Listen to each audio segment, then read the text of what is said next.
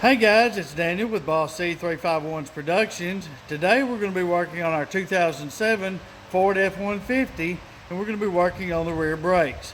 As you can see, the rear brake disc is wore down considerably and is well outside of the wear limits for the disc and dangerous to operate. Now, these instructions should apply to 2004 through 2011 Ford F-150s. However, please do reference your Ford shop manual just in case something's different.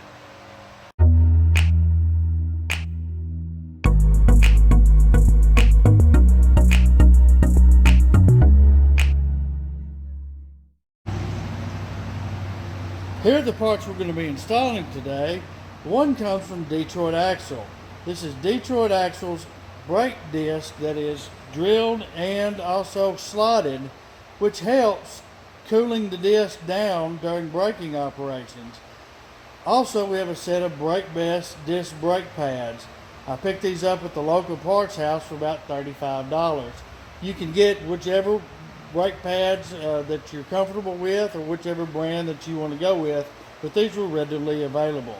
Altogether, these parts cost about $160. Now that's pretty cheap to have two cross-drilled and slotted discs plus brake pads when you're installing them on your vehicle versus the higher end brands like EBC or Power Stop that would cost you an upwards of $300 to $500 to do this upgrade. Now let's get started. To begin, we're going to remove both 10mm bolts off the back of the caliper.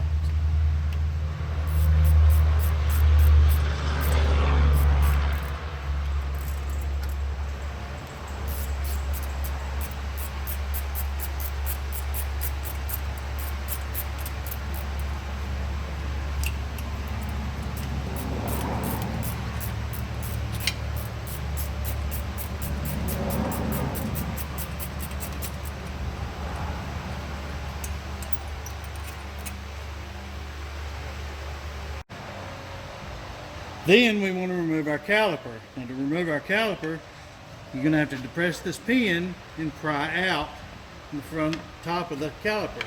Once you do that, it will release and come off. Then you want to take your pads off. You want to take the front pad off first because it locks the back pad in because the piston has been pushed almost nearly all the way out. Take the pad out and discard it, and then work on getting your rear pad out, which like I said is in a jam because the piston and the caliper has been pushed all the way out. There we go.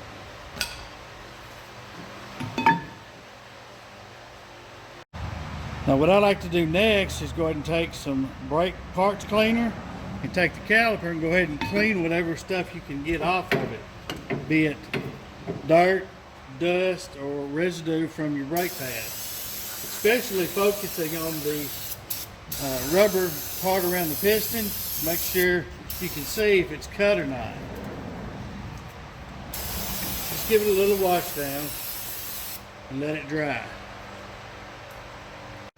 While your caliper's drying, we're going to go ahead and focus on getting the disc off.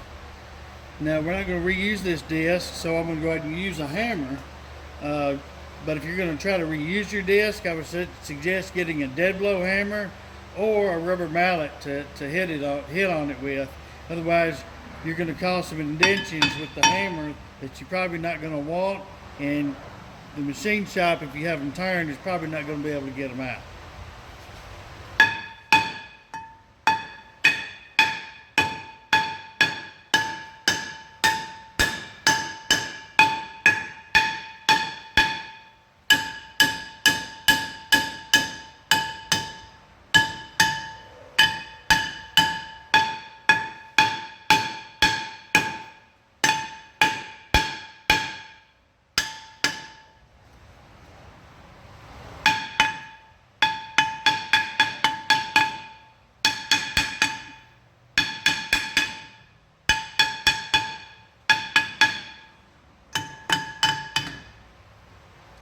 Wiggle it back and forth and get it come out.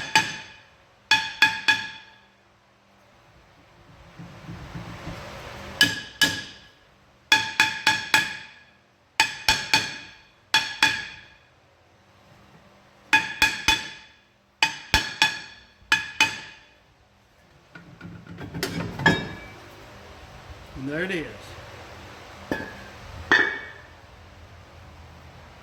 Now, as you can see, under the disc is your park brake. We're going to go ahead and clean it off and inspect it.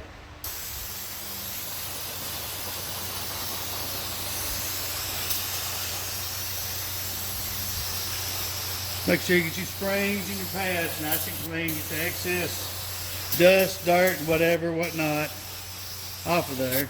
Also clean the mounting area on the axle for your new disc.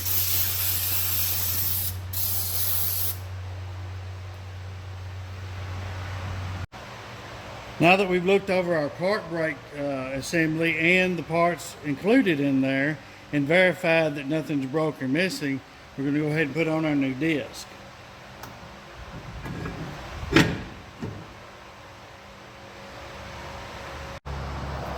Something I like to do on the brake caliper rubber is go ahead and spray it down with some heavy duty silicone and let it dry.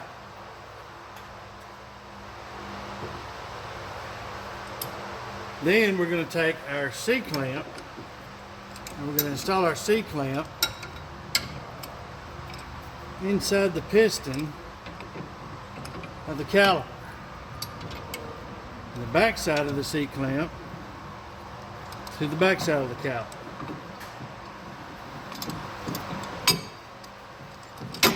Our goal here is we're going to push the piston back into the caliper and reset it for our new pads. Unlike some vehicles, this is really easy to do.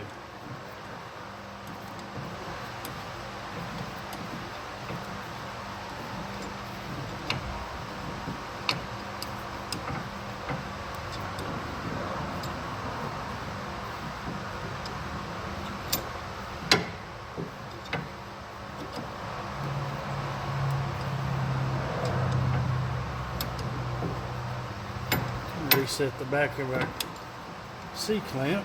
It's not seated quite correctly.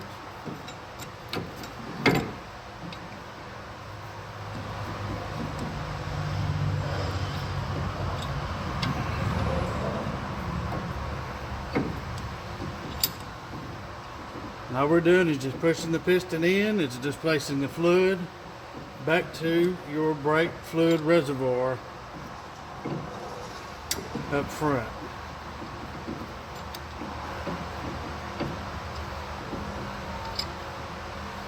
Okay, it's all the way in. Then just remove your C-clamp.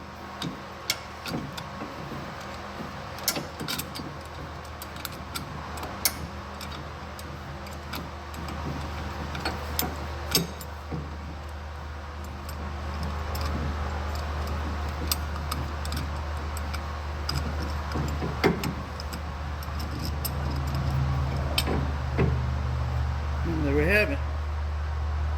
Now we're going to install our new brake pads. The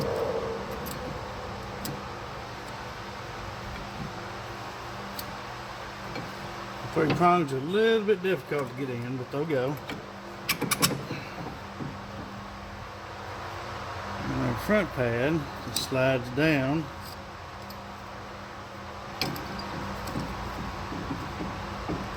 And you see these two notches here, they're going to have to go in these holes. So you may have to give it a little force to get it to go. But it will go, like so. Now we're going to take our caliper that we've assembled and we're going to, you see these slots here, we're going to put these here on the bottom, make sure they engage, roll it forward. Now remember, these two tubes here that the 10mm bolt goes in, you're going to go to the bottom one and pull it out like this. Pull it out as you roll it in. When you get to the top one, pull the top one out as you roll it in and it goes right in there. Your caliper is installed. Now we're going to take our two 10mm bolts. We're going to install our two 10mm bolts in. You might have to move it around a little bit to get them to engage the holes.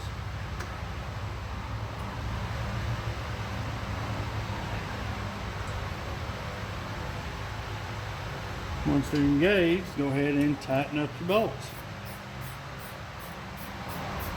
And like I said, this is a real easy upgrade. There's nothing hard to it. It's relatively simple compared to other vehicles when you do brake jobs on those.